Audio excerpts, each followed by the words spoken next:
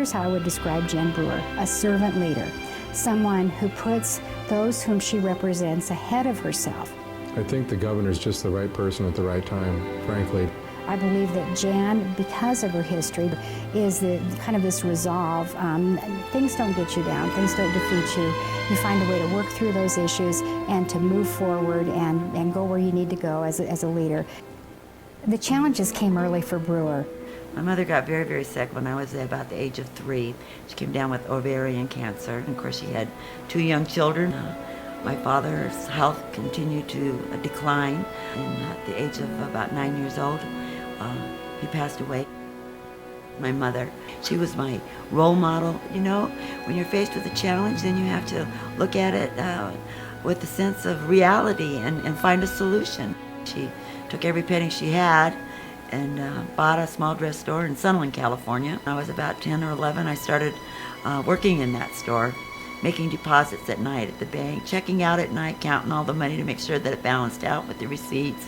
She rarely slowed down, even after she met the love of her life, Jan Brewer. They married, and Jan worked to put her husband through college. John and Jan had 3 boys: Ronald, then John Samuel, and then Michael. With her boys in school, Jan found herself itching to get involved. She got involved in politics in the first place because she cared about schools, her kids' schools.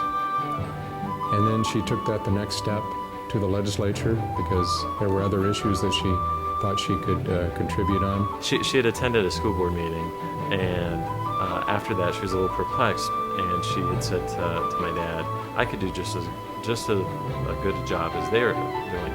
And she goes, I think I want to do that. You know, I can run and sit on the school board. And my dad suggested to her, you really want to make a difference, run for the legislature. Jan ran and won. And so began 27 uninterrupted years serving the people of Arizona.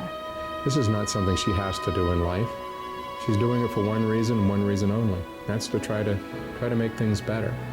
I believe people want to hear the truth. I think they want honesty. They want to be able to believe in their elected officials. She's the boss. She ultimately makes the decision, but she doesn't act like some sort of big shot.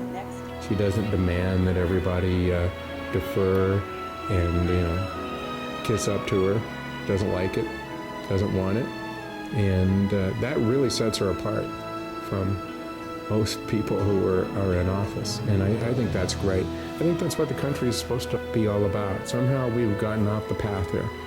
We get people into office and immediately they think it's all about them and they're the big shot and they have all the answers.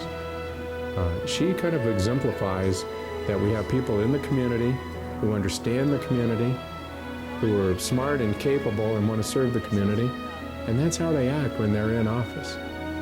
I think whenever Jan leaves office, she'll act the exact same way as she does today when she's the most powerful person in the state.